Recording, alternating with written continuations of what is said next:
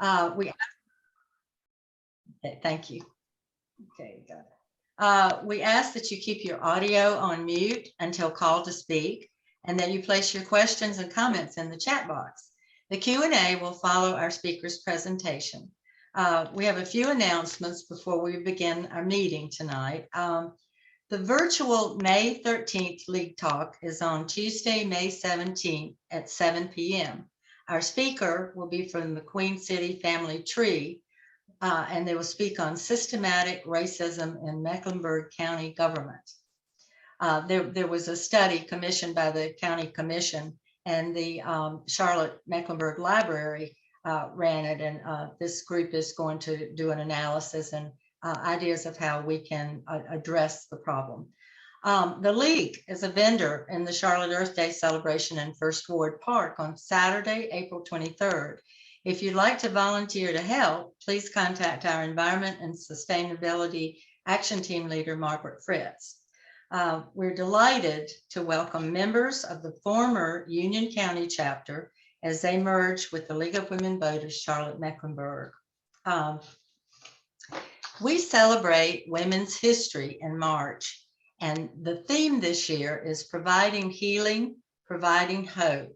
And I was thinking how appropriate our topic is tonight. We're going to talk about healthcare. I don't know if everybody has heard the news that President Biden has reauthorized the Violence Against Women Act today. Just very briefly, it provides increased resources for law enforcement and support for essential services for victims. And today it's a momentous day today. Today is Equal Pay Day. This day every year, March 15th, shows how far into the year women must work to earn what men did the previous year. So we're at 83 cents on the dollar. So we're working on that, because I couldn't remember when it was, I think, 74. So, all right, before we begin, I just need to see if there's anybody that we need to, any elected officials or anybody that we need to recognize. I see Miss Byers Bailey, she's on our school board. Reagan Aduddle is our co-president and a director of Voter Services. Peg Chapin is a former state board member, and I remember when we hardly ever saw Peg because she was going all around the state helping to launch new chapters. Let's see, Jennifer Roberts is here. She's our former mayor. I think it's the 58th mayor of Charlotte and fourth-term county commissioner. And she's currently leading the Carter Center Initiative for Free and Fair Elections in North Carolina. I see somebody from the city council, but I don't know. Would you unmute, identify? Oh, Matt. Great. Matt is a trial attorney, had been for 15 years. He's a former two-term city council member and candidate for district court judge. Welcome, Matt. Let's see, Karen Bean is here. She is a former president of the league, and she's running a statewide advocacy on healthcare. And then let's see, Shanda is our webmaster and board member. Kate Stadelman is a board member and runs our women's issues and ERA action team. Carolyn Lyons is our Vote 411. She's a board member, action team leader. Have I forgotten anybody? I'm just kind of running through the participant list, but if I've skipped anybody, just. Hi, this is Thelma Byers Bailey. I'm vice chair of the Charlotte-Mecklenburg Board of Education. Glad to be here this evening. We welcome you, Thelma. Thank you for being here. If there's no one else, I'd like to introduce our speaker now. I'm sure people will kind of wander in. It's my distinct pleasure to introduce our speaker this evening, Nicole Dozier. She's the Director of the Health Policy Advocacy at the North Carolina Justice Center. Nicole is the former Mayor Pro Tem of Apex, North Carolina, and has served on numerous boards for nonprofit organizations. Nicole has worked for 25 years in the public policy industry, and in her role as Director at the Justice Center, she voices her deep concern for eliminating poverty in our state.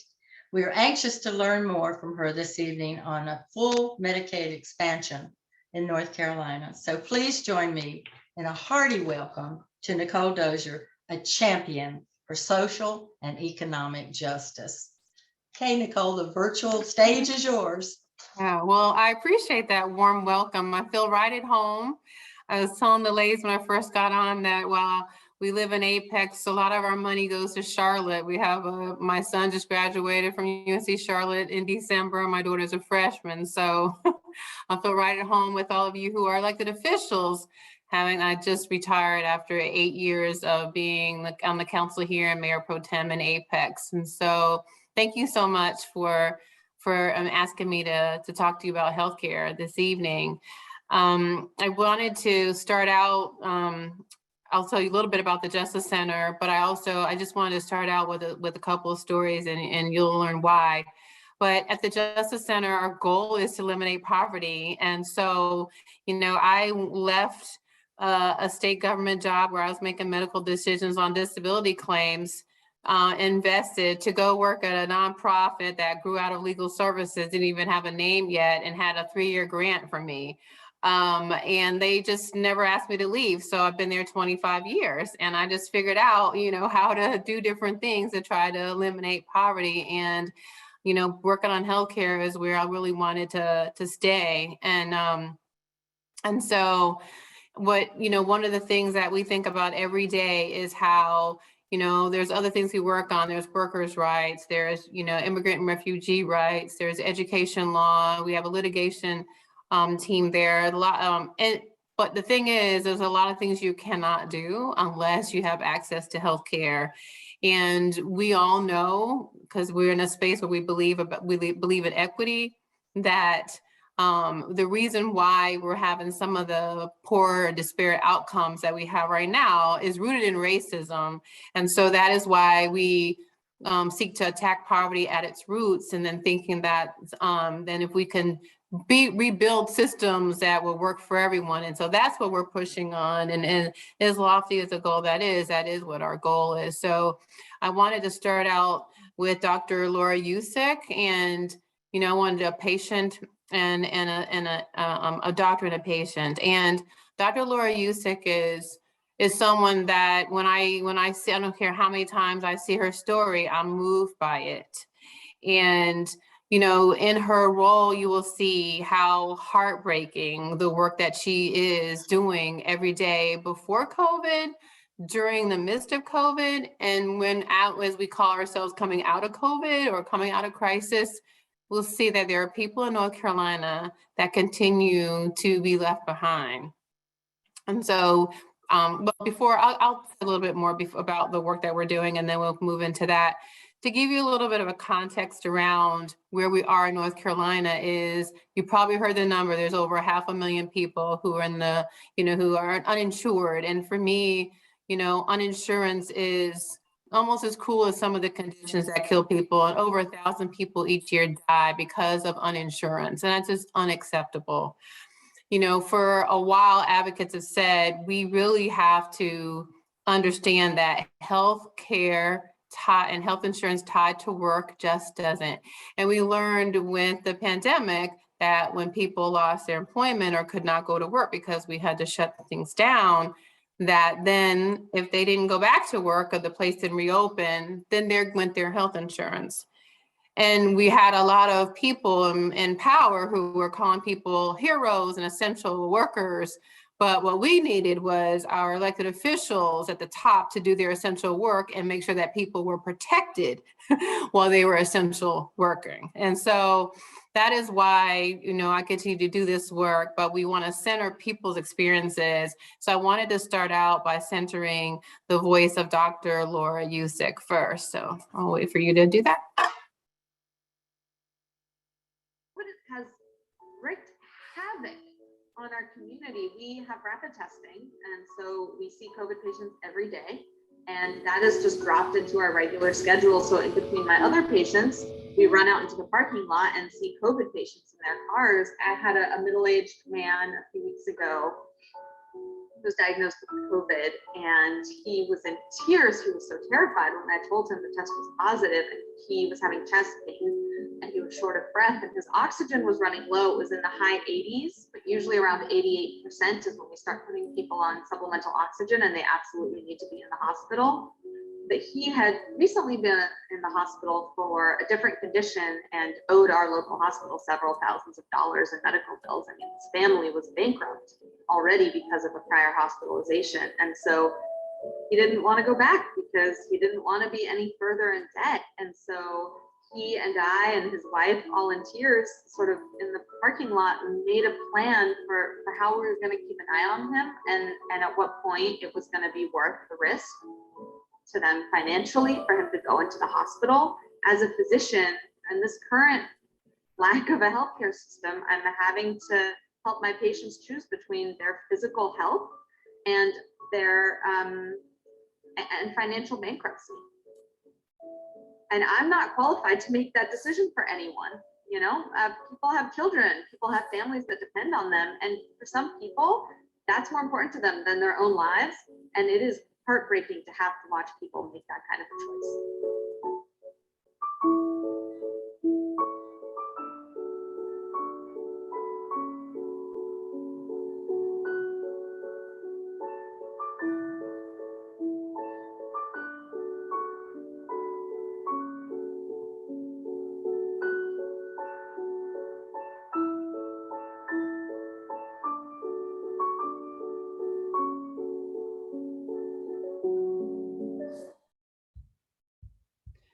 So thanks for showing that.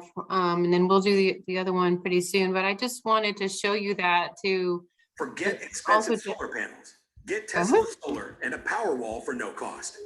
Can you get paid $2,500?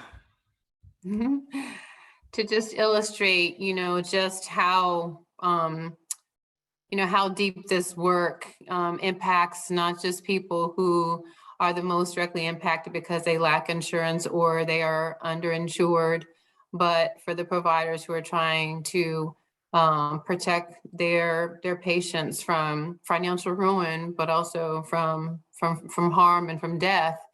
And so today, we're in March 2022. We're 12 years since the ACA became law. We're 10 years since SCOTUS decided to strategically carve the Medicaid expansion piece out of the law because the law kept getting bullied by Republican lawmakers and governors. And so we thought there were so many different opportunities where we would see Medicaid expanded. And now in the midst of a pandemic where we've been not just offered opportunity to do the moral thing, that we have rejected opportunities to do even the much financially feasible and what makes sense. And so we have now years into the pandemic of people who are just waiting rescue from our Republican leadership, particularly on the House side now, to do what's right and rescue these people out of this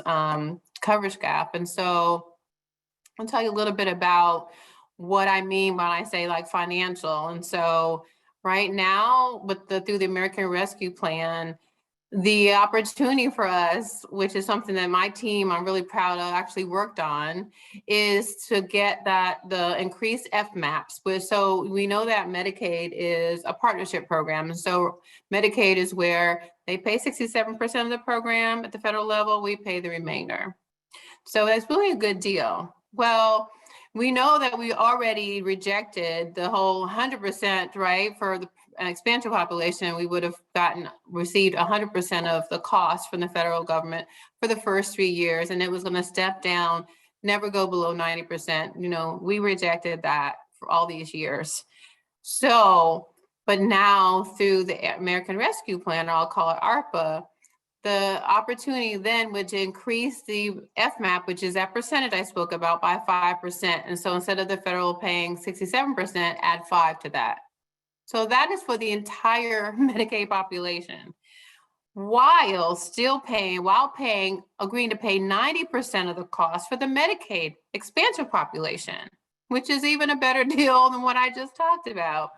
So that incentive will bring in $1.7 billion over the first 2 years.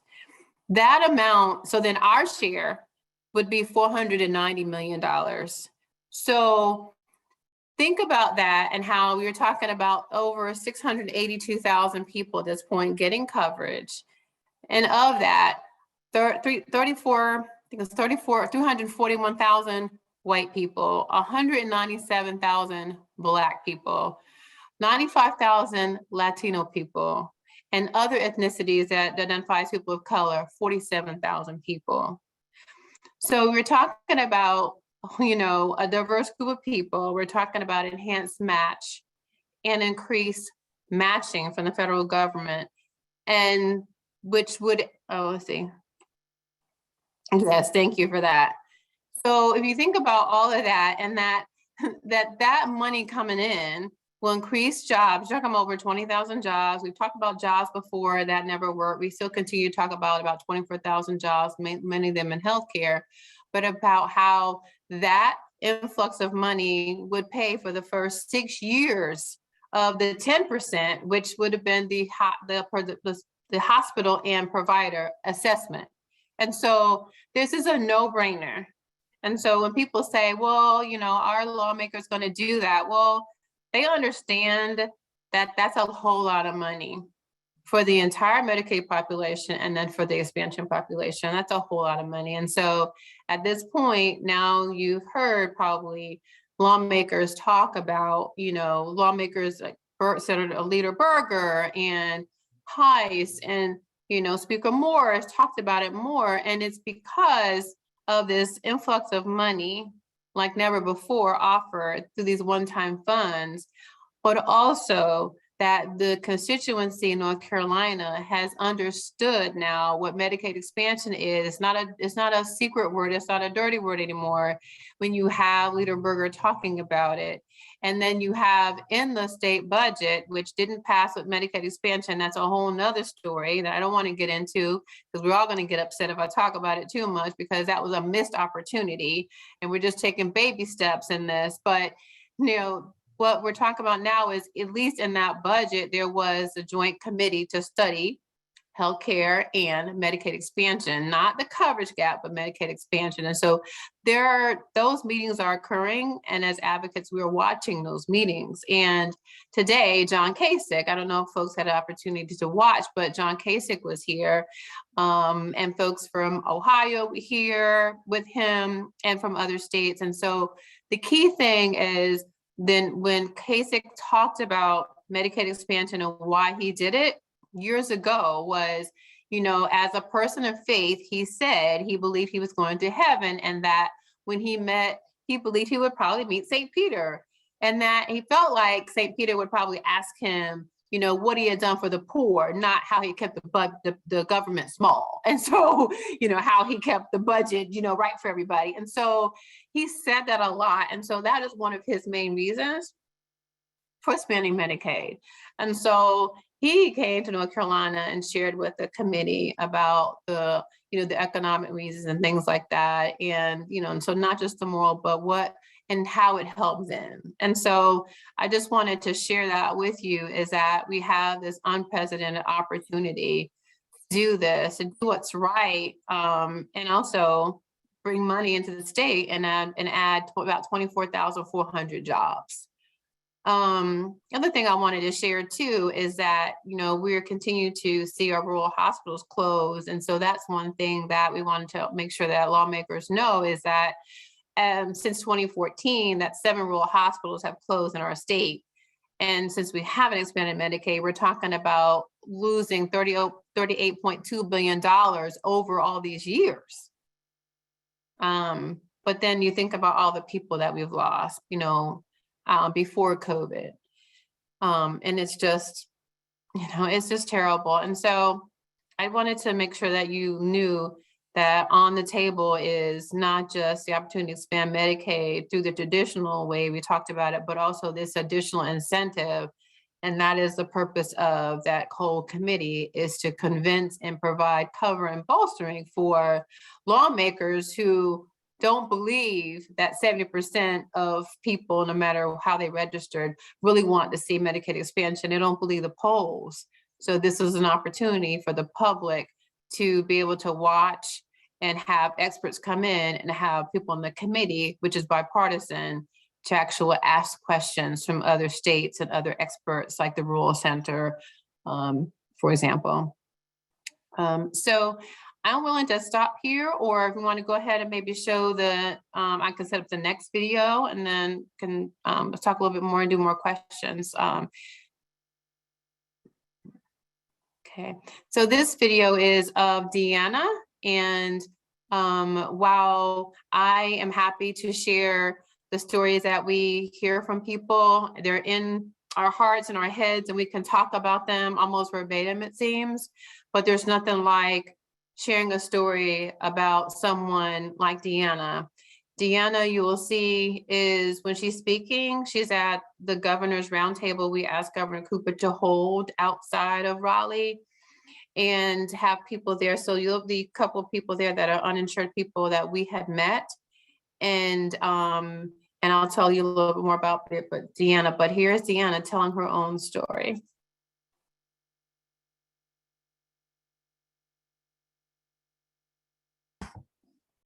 In 2015, I found out I was pregnant. And during my pregnancy, I found out I had fibroids. So with the thyroids and fibroids, anemic, being pregnant, I went and was approved for Medicaid. They gave me a pap smear. They said it was at normal, but not once were I ever told it was cancerous. So Joshua was born in April 2016. He was still born. By me not having him anymore, I lost my coverage. I eventually got a job with the school system. They gave me insurance. And with my coverage through my job, I went to Dr. Green. And that's when I found out and diagnosed with stage 4 cancer.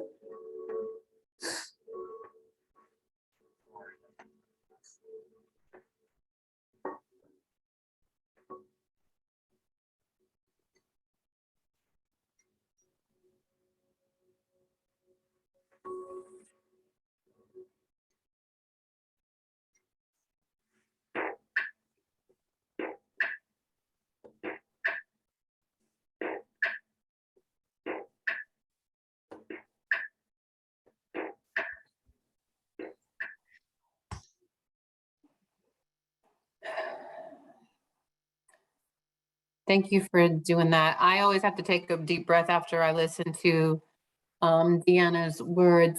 To the left, you see Senator Gladys Robinson from Greensboro, who was there.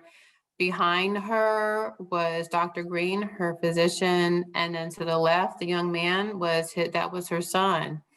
And because the way we connect with people is very intentional and not transactional, you know, we kept in touch and found out that she had passed away. And no one should be dying of cervical cancer. It is highly preventable and treatable.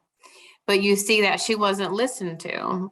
And, you know, it's not a new thing when women or people of color talk about sometimes not being listened to in certain spaces, and sometimes in the doctor's office, that happens, and that unfortunately did happen. And the way Medicaid works is, you know, without expansion, it's about categories of people who, I'm gonna say quotes, deserving categories, right? So it's children, older adults who are of lower incomes, who are in nursing homes.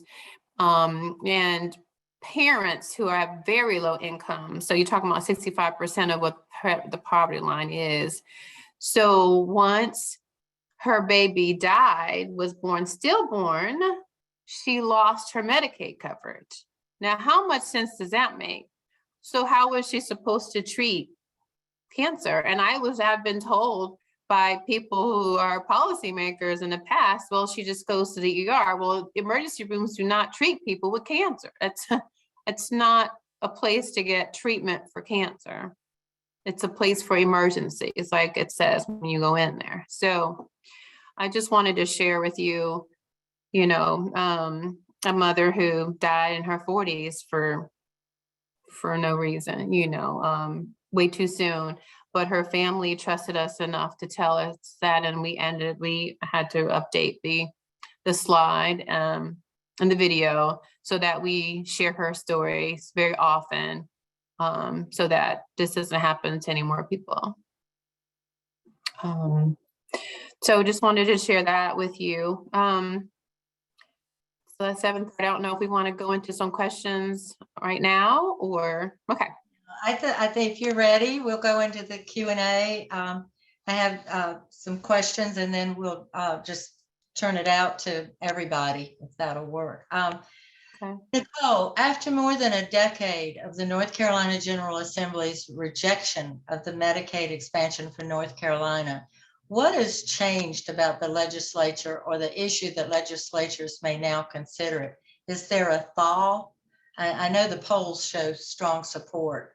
You said earlier you thought that it was the money. But,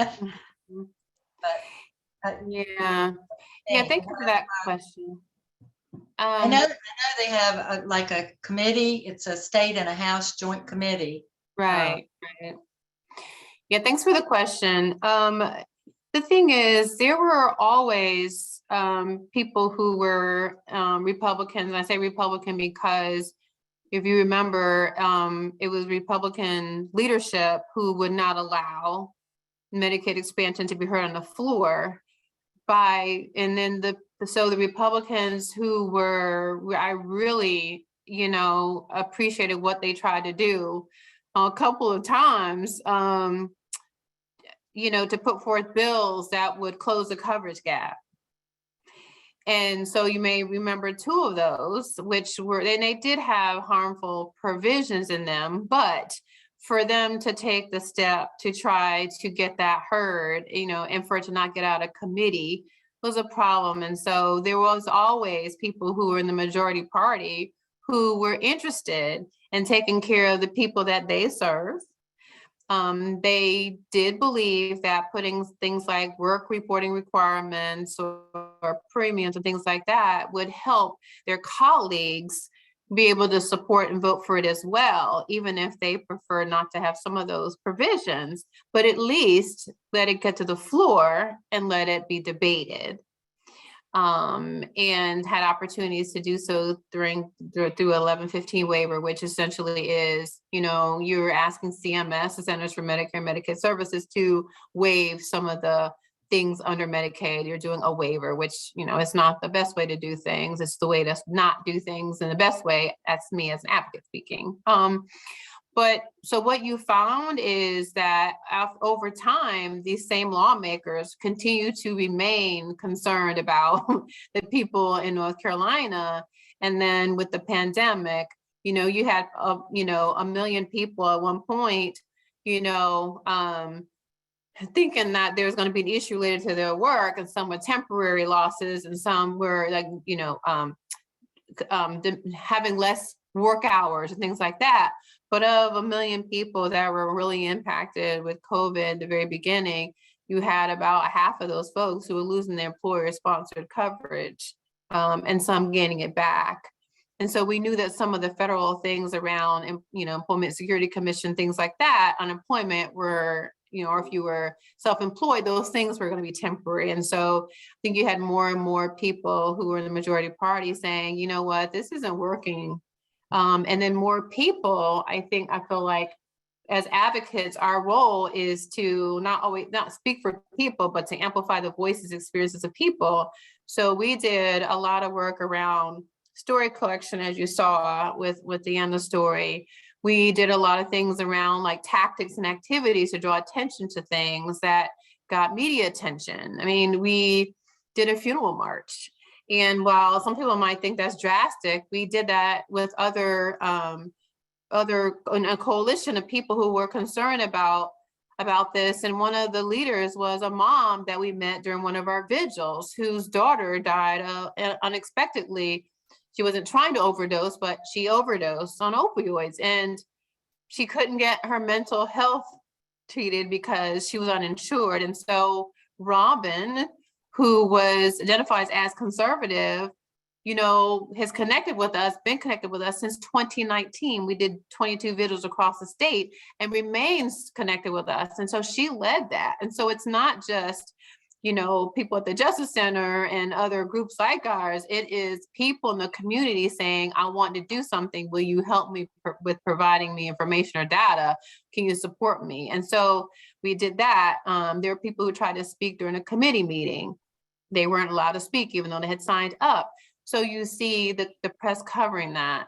And some of the biggest things is, for people to tell their stories in the media. So, and whether it's op-eds or letters to the editor, or just sitting down talking about it to the local spectrum, which is what Dr. Yousek did a couple of days ago. And so we believe that the groundswell, the outcry from people saying that, that they understand with COVID, like they never said before, is that my healthcare is tied to the people in my house's healthcare, which is tied to people next door, right? And so, or in your office, like never before, is that we're all in this together. We kept hearing that. We have been saying that all along. So we do believe that COVID didn't care whether you're Republican, Democrat, Independent, whether they didn't go across state lines, wasn't trying to stay in certain counties. COVID didn't care. And so I think that some of that groundswell of people asking for them to take care of their neighbors is also a turning point for the people who always wanted to do this. And then just other people kind of getting involved and saying, okay, I'll listen to you. Also, we need to figure out this fiscal thing as well. Thank you. Switching topics a little bit. I know that there are 38 states that have approved the expansion, and I know that South Dakota is going to decide in November. What other states to date have not, like North Carolina, have not adopted Medicaid expansion? So besides South Dakota, you have Wyoming, Kansas, and Wisconsin. So, and then I'm separating them for a reason. And then we have we like to call the holdout Southern states. So our team at the Justice Center decided that, maybe there's something going on here. Like, why are the majority of the states that are holdout states in the South? What do we all have in common? And also that 60% of the people in the South who are uninsured are people of color. And in the South, across all the 8 states, which I'll name in a moment, there are 49 rural hospitals since 2014 have closed amongst 8 states. So besides North Carolina, you have South Carolina, Tennessee, Georgia, Alabama, Mississippi, Florida, Texas. So with 2.2 million people, with all the holdout states in the South, needing insurance. So we formed a coalition called the Southerners for MedX. And we formed a block of states who we work together. We meet every week, and we strategize. And when I was saying earlier about that incentive that got into that ARPA and then the federal fix that's in the Build Back Better, which is now supposed to be called something else now, that was the work of this coalition that we created. Because we just started meeting and saying, can we get a meeting with Warner and Ossoff and Warner and Warnock and Doggett out of Texas and Clyburn and Sanders? And we did. We worked with their policy people and their staffers to say, we are the Southern states, we've got to get this done. And then we met virtually with, with our Congress people to tell them what we were doing. And then anytime things were going, we would say, can you send a letter to this particular group, or energy and commerce, this is where it's going to be. And so we learned how to lobby at the federal level from our, offices in our homes to say, we need you at the federal level to work around these, our state legislators, but at the same time, it's going to be easier and better for us to do it at the state level, but we still needed to see two things moving at once. And so that's how I know those states so well, because we got together and said, we're going to be in a block to push things. We actually had, we got a story that went, Penelope is actually in the Charlotte area, I believe, and her story went to President Biden, and it was Stacey Abrams who got that done for us. But we just continue to do all that we can to cover all those bases. Well, there's power in numbers, obviously, and I think y'all were very smart to enlist the other states. Another question, do you think it's possible for North Carolina to adopt Medicaid expansion through a voter-approved ballot initiative? Some other states have done that. What do you think our chances are? I don't think we have a chance unless we change the, who's in the seats, because that's something we're not allowed to do. You'd have to be able to change the law to do that. I do think if we were able to change the law to do that, then the voters would ask for it. Another thing is, remember that, even though Governor Cooper has a mandate, executive mandate to take care of people, but he was still banned from state law from expanding Medicaid without them. So unless you change the people in the seats, the minds of people in the seats or the seats, things are not going to change. Okay, that answers that. This comes from a member. How has the recent rollout of North Carolina's Medicaid transition to managed care been received? What are the pros and cons of this transformation for North Carolinians?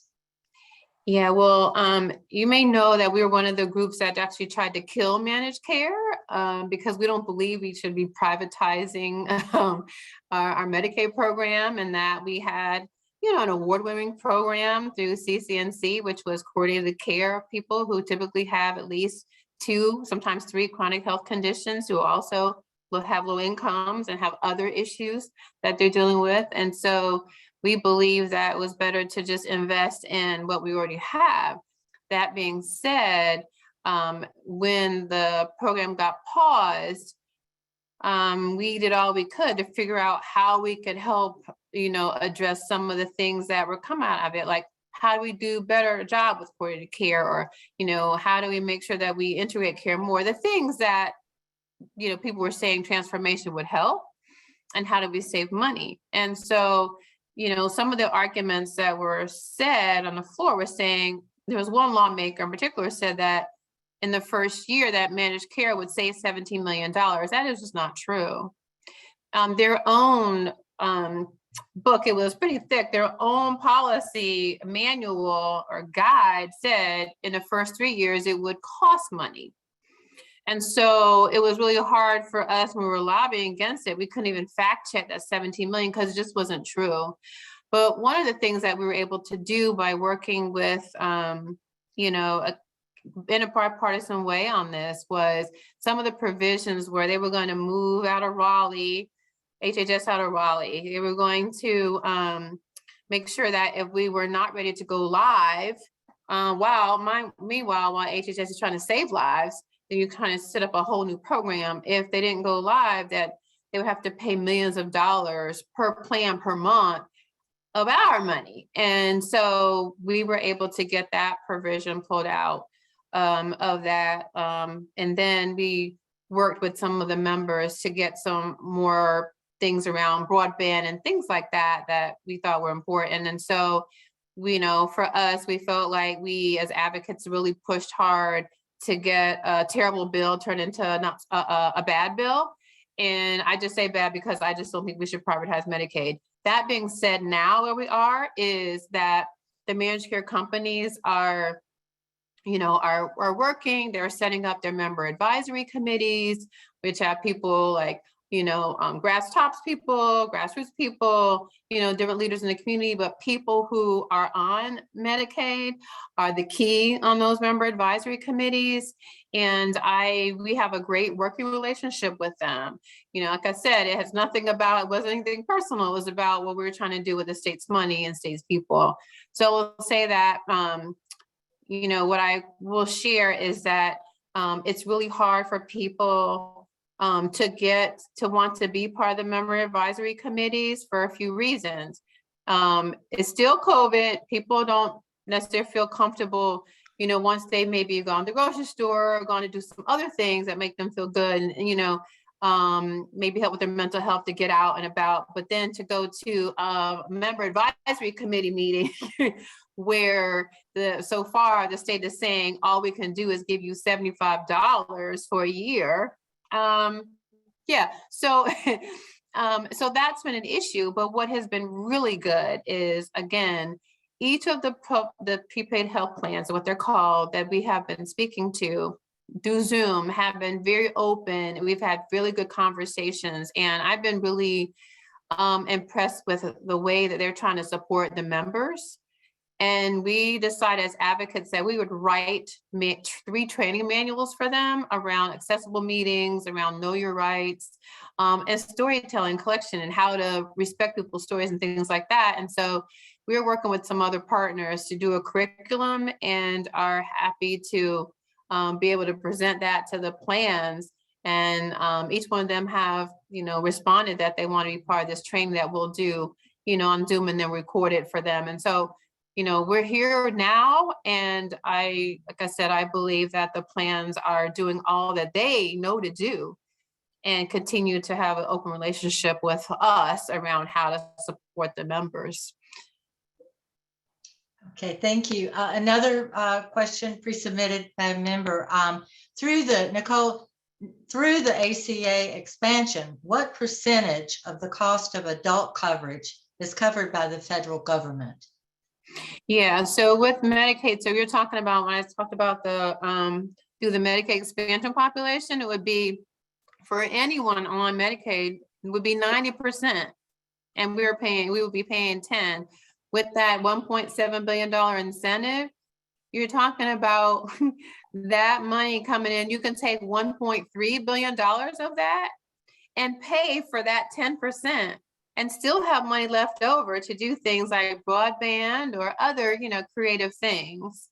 I know that Representative Lambeth, who is one of the co-chairs of the committee, and like I said, the force behind, trying to do this twice already, is that, he's thinking of a model around workforce development, which is not work reporting requirements, is not work requirements, is workforce development, and what that could look like if we want to help support people, especially during the Great Resignation. Is there some of that money that could go into supporting people, in communities? And that's something that they would be working on as well.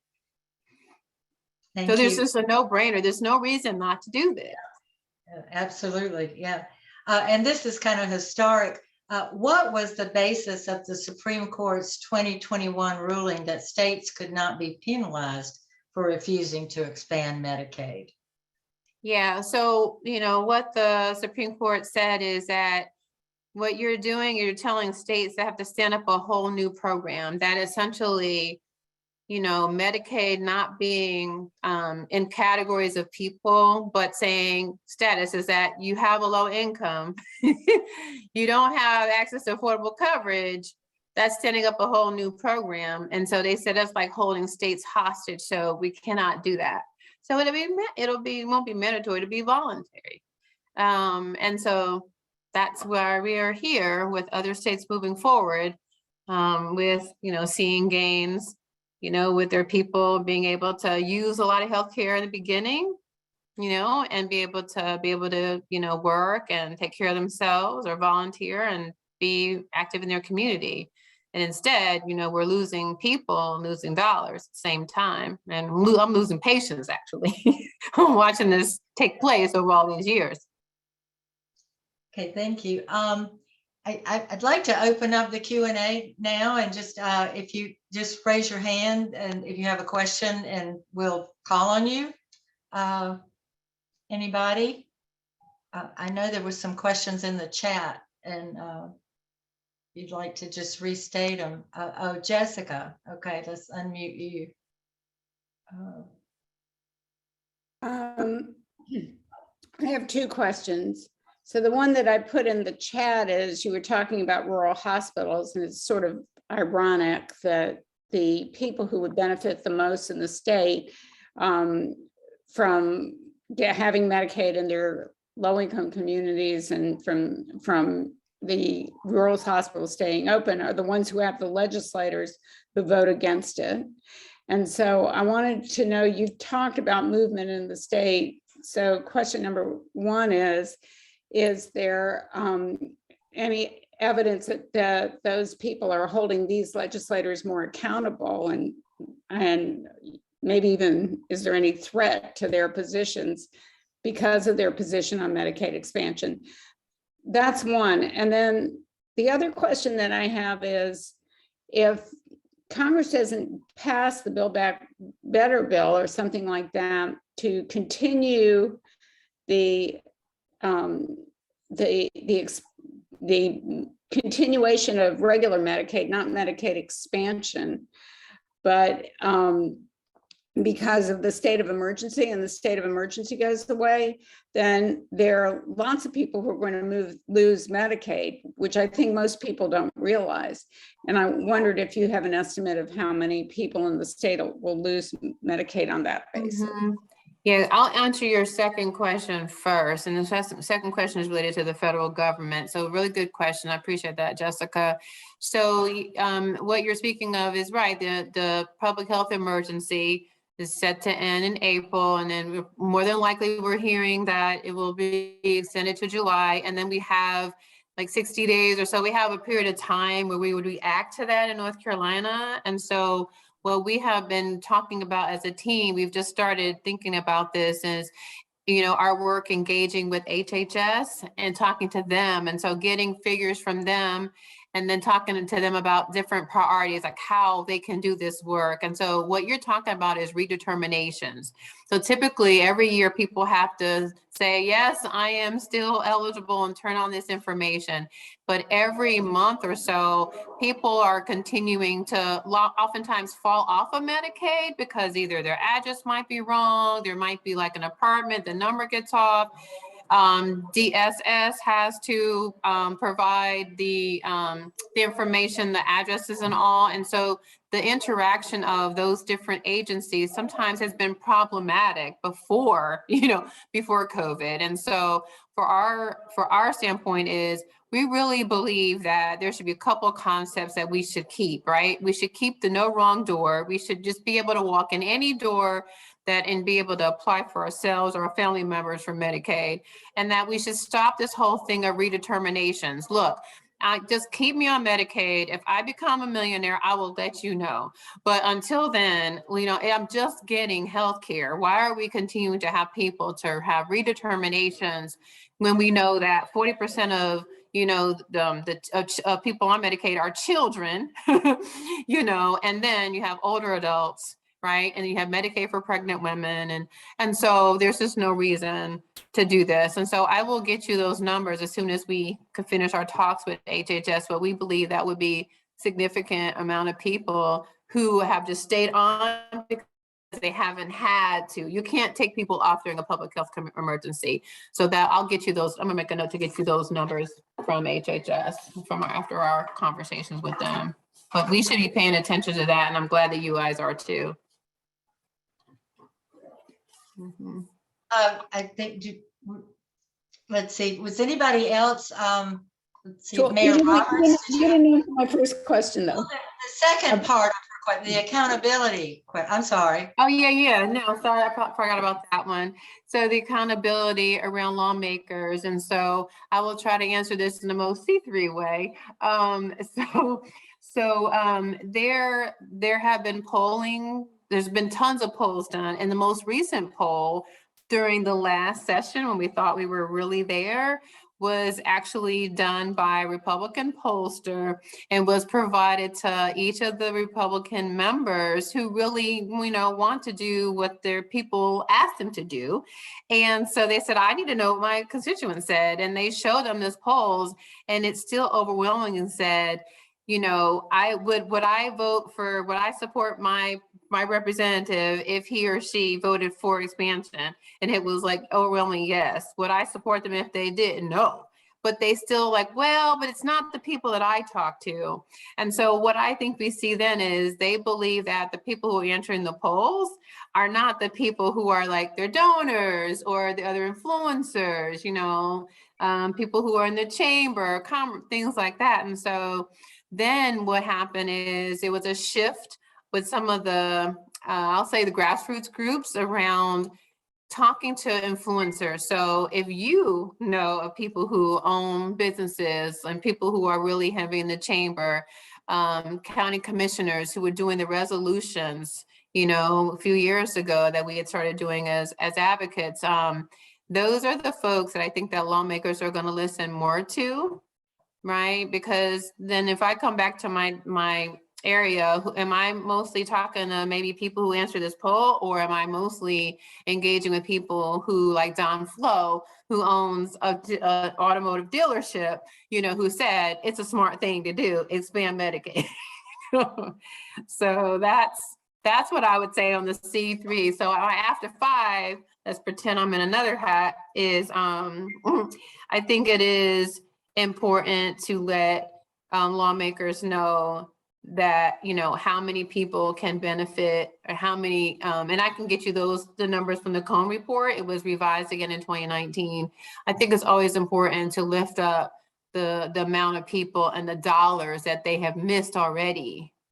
And, if people don't want to do what you like them to do, do like some of us, just run for office, I got to be careful on my Justice Center hat. I think Mayor Roberts had a question in the chat. Would you like to voice it? Yeah, I just heard, I mean, there are a lot of ridiculous reasons for not expanding Medicaid, but one of them was that the infrastructure had fraud, or it was not efficiently carried out. And, I just wonder if, where did that come from? Was there any basis at all for concern in the actual administration of the program? I mean, it seems like a total, Right. Yeah. Thank you for that question, Mayor Roberts. Yeah, we did hear a lot of that, and we don't hear about fraud in that way. Like the Medicaid fraud, or the Medicare fraud you hear about is not at the level where people who are actually receiving the services, right? So, what I would say now is that because we have moved forward and gone live July 2021 with managed care, that we have an infrastructure already ready to receive people, from the Medicaid expansion population right into the program. And so they need to just stop making up these things and go ahead and make sure that people can take care of themselves and their families. Thanks for the question. Yeah, one thing I've found is that when misinformation or lies get out there, if you don't counter them with positive facts and things that people can repeat, they tend to take on a life of their own. Yeah, you're right. It's like we always talk about how people never stop talking about the death panels. You remember that with Obama's gonna kill your grandma, and it's like the death panels, and it's because of the way they handle that. They're like, we're not gonna do death panels, and then we repeated the lie instead of just saying, this is what Medicare, ACA is very kind to older adults. It's going to make sure that with prescription Medicare Part D, this is what we're going to do. Like generic drugs are going to come down by this much, and brand, until the gap, that whole thing is narrow, where there's no such thing as that anymore. But instead we repeated the lie. And now, then we had to start saying, I would start saying, well, I think there's already been death panels when people can't access healthcare and where a doctor has to treat somebody in the parking lot and decide that's a death panel, so. Thank you. Yeah, thank you. And anybody else? I think Kate, didn't you have? Oh, George Bombach. Let's see if I can unmute you. Yeah, let me unmute. Yeah. To the extent that the rational, logical case for expansion has been made over and over, and I don't think anybody can argue that it doesn't make economic sense and health sense and all that. I was looking into reasons why people in the legislature might resist this. And unfortunately, about the only thing I can come up with is, even though probably the greatest beneficiaries would be the white poor, that there's a sense of racism, that there's a perception that it's going to be the people of color that are going to get something, and therefore we don't want that. That's about the only explanation I can come up with. Do you think there's substance? In other words, if that's the case, we need to be beating our heads talking about, oh, it's going to make economic import and it's going to improve people's health. Should we address that kind of head on, or is that kind of a don't go there kind of argument? I appreciate the question. And, you know, where some of us started talking about racism, it really started with President Obama, because you think about it, like this whole thing about the ACA, the reason why the Republican governors could never figure out how they would attack the ACA, right? But they could never, there was nothing to replace it with. So it was like repeal and replace with what? The reason they couldn't replace it is because it was their own plan. I mean, who else decides going to privatize? Like, you're going to go into a marketplace and then make, Fortune 500 companies richer. Like, that's just so ridiculous. But right. And so that's why we didn't replace it with anything, because that was their plan, but they weren't going to vote for it. Right. And pretend and act like it's theirs, because they took the public option out, was what we would wanted. Or like, this doesn't even want to talk about Medicaid and Medicare for all. Right. We can't talk about that, so. But to what I think that was happening is the racism was against him. We can't have this man have this landmark thing. And we're just going to say, why don't we just make sure that he can't succeed? And so we want to be the person who hates him the most and get the most money in for my campaign from people who believe the same as I do. And so, there were people who were running away from President Obama, right, when it was their time for midterms and things like that. So I think the racism started there. And I do think what you said is true, is that there's a perception.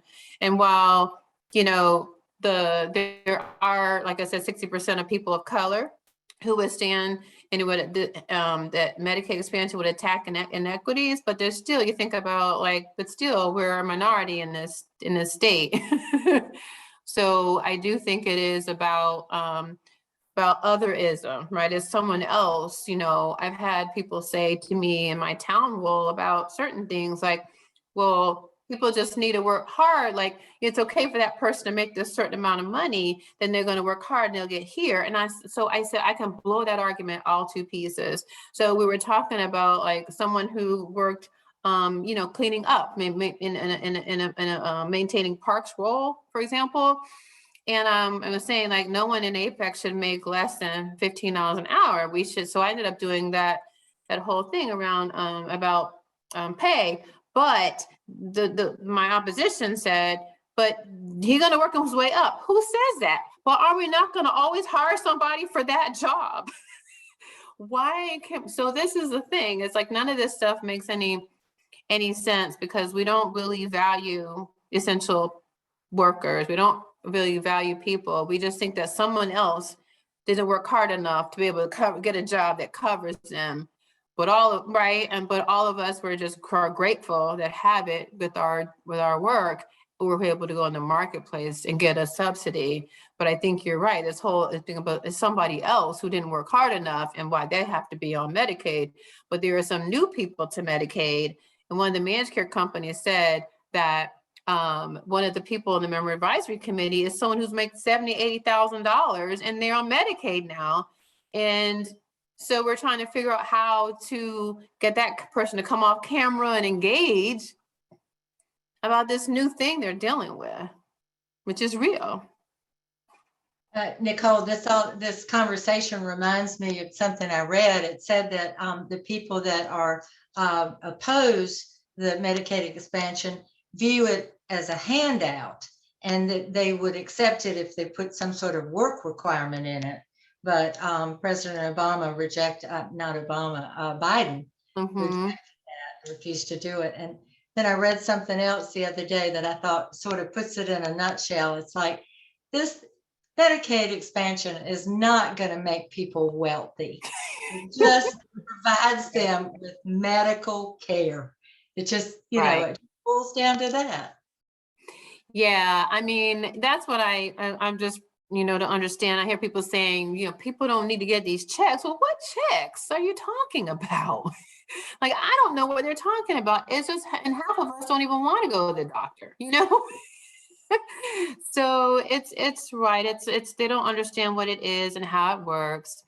And they say, well, people, they need to pay taxes. Well, anytime you buy something, you're paying taxes. So I don't know what you're talking about, But I think people just haven't had experience with either not having enough to eat, but you sometimes see people not knowing what to do with their older adult in their family.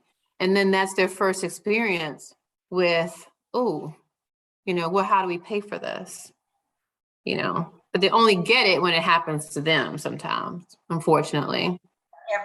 Everything goes to the personal. I think Linda Levy, one of our board members, has a question. I just wanted to tell a wonderful success story. It's out of date, but my dear father, who had worked all his life as a bookkeeper in New York City, but he, at the age of about towards his late 60s, it was young. He didn't have Alzheimer's, but he had dementia, and it got dangerous. And we lived on Long Island at that time. He lived in Queens, and he was doing dangerous things. He was getting in trouble, and we took him to live with us for a while. But I did apply for Medicaid with him. That was an experience. It's another whole story. So at first he got Medicaid for his medicines and doctors, but then he would have just had to live with us, and his life would have been so boring.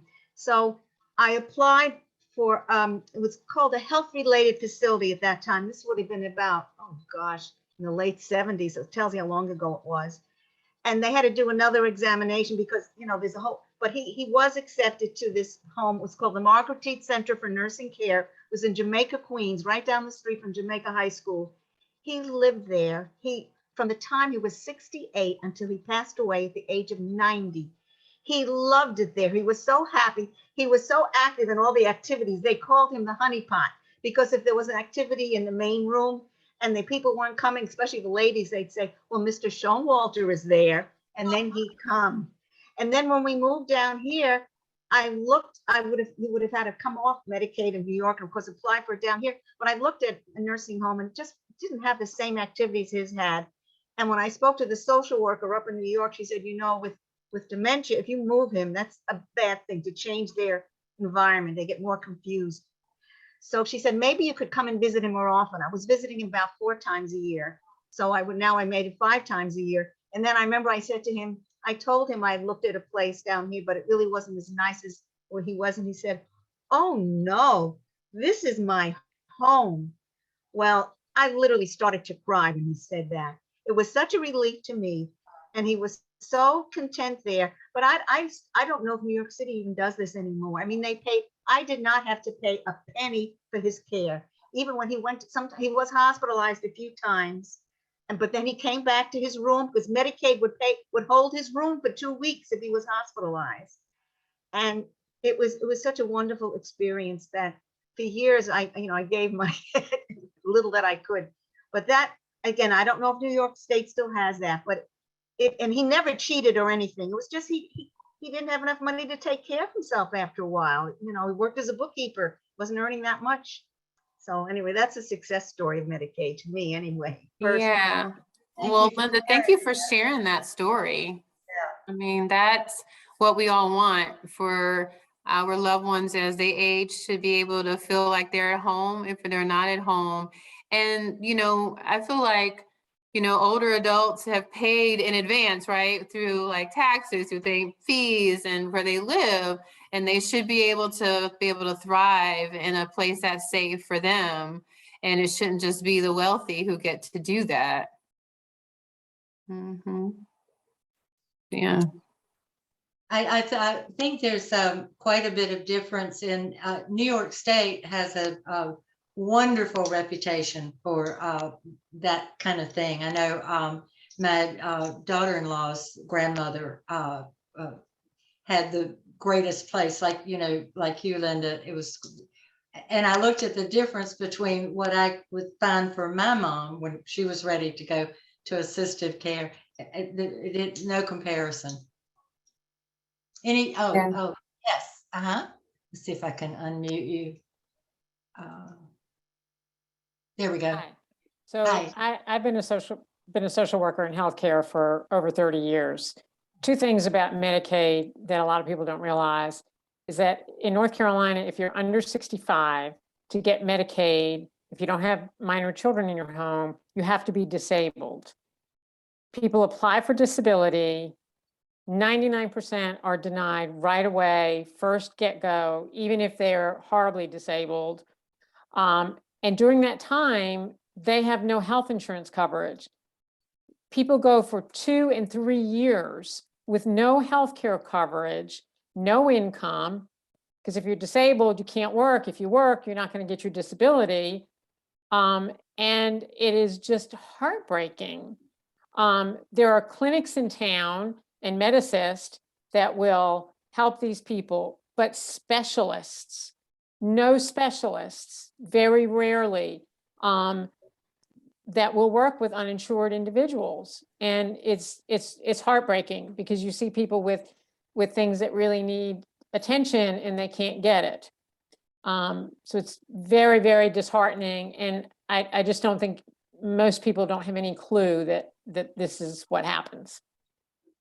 Yeah, I appreciate that. You're right. You're talking about the categories of people. And like you said, like as if, like Deanna, I mean, her income, like you said, she had a child a short period of time. It had to be either 0 or like 65% of poverty, which is like $9,000 a year. Most people make more than that. And you're right. And if you are proven to be disabled through the Social Security disability, there is a 24-month waiting period. Unless you have like Lou Gehrig's and I said renal failure, forget. I used to do those cases back 25 plus years ago, but it's just the way our healthcare system is set up. It's really, when people say, well, it's broken. Well, actually, it's actually designed that way. It's working the way it was designed. It wasn't designed to work for everyone.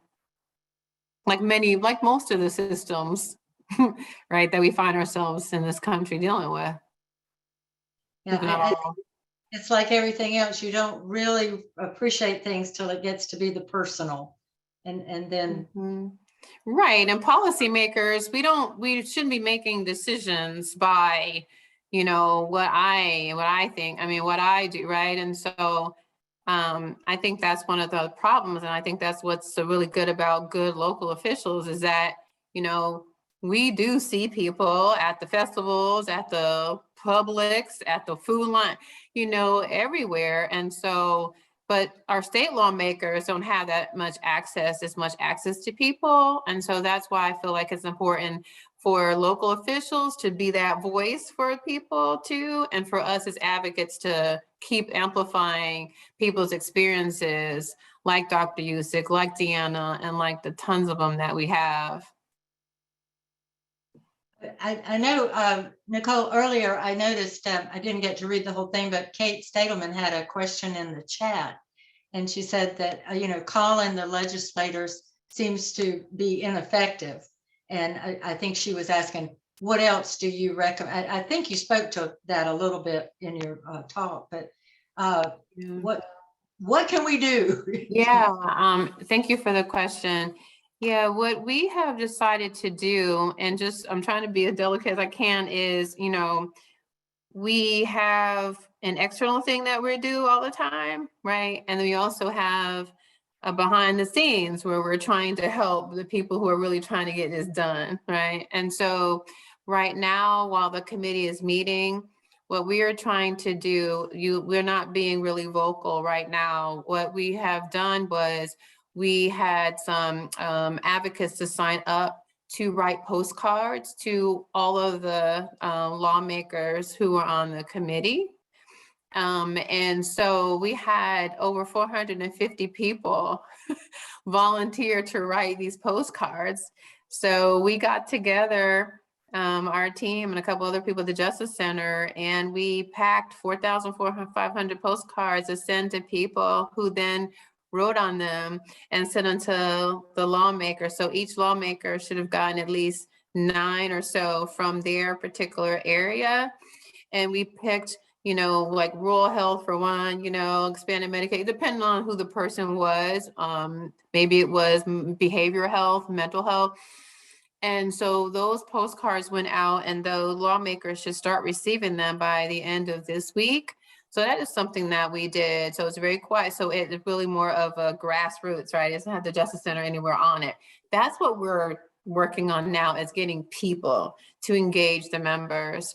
There are a couple of kinds. I look to see if on our next thing that we're doing, if y'all were included, and you're not, but it's because you all have lawmakers who believe in this, right? So you're a lawmaker, right? But there are other folks who that we are going to do an LTE, so letter to editor campaign, and have those things, trying to get those things going out, rolling in May, ahead of, like, after this committee meets and ahead of the session, which is supposed to start, short session is supposed to start May the 18th.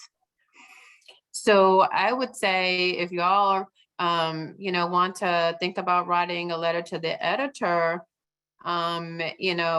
I will get back with our staff, because like I said, you all have people who believe in Medicaid expansion. So we'll figure out like what the hook would be for you all to do that as individuals.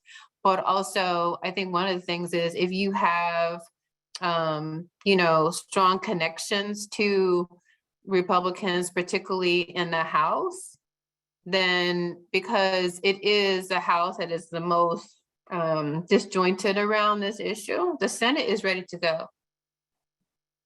Yeah, the Senate, Leader Berger is ready to go. They're ready to go. It is the House that is not. So it's the House Republicans who are not all on board with those who have been pushing this for years, like Donna White, Lambeth, Greg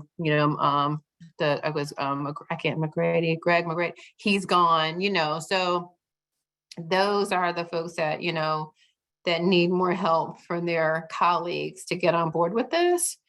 So I would say that if you have connections with people who are influencers to the Republicans on that committee in particular, that would be the way to go. And I'm happy to make sure you have those links to those folks as well. And I'll bring it back to my team to see if there's something else that we might be doing. But those are the main things. The postcards are done. Letters to the editor will be coming up. Yeah. Thank you. You've given us some really good ideas, and it's so interesting to find out who our target legislators are in the state. So I'll make sure that I'll send you a link to those folks. Get that distributed. Any more questions from the attendees? I know probably Nicole is really tired because she's been on the Zoom since 6:30. So probably need to have a little rest, but you have been so wonderful, Nicole. You have given us so much to think about and so many insights, and it's great. Like, when you go right to the horse's mouth, and you're right in the battle front. So it's good to have you speak with us, and thank you so much for coming and sharing your knowledge and your expertise and your energy and your passion. Yeah. Really appreciate having you. And well, thank you. I've always been a fan of the League. The League has been partners in our coalition, and so on our work for many years on healthcare and on other related things. And again, just being a former elected official, it was important to me too to have the League that was pushing on things, that maybe I needed cover on as well. So I just really appreciate what you all do, and just just appreciative of everyone's time here this evening. And it was fun to have to talk with you guys. Yeah, well, it's like we say, the League is nonpartisan, but we're definitely political. Right. Yes. We Okay. Well, good night, everybody. If nobody has any final words, we'll sign off. But thank you so much for coming tonight. All right. Thank you. Bye, everyone. Good night. Night.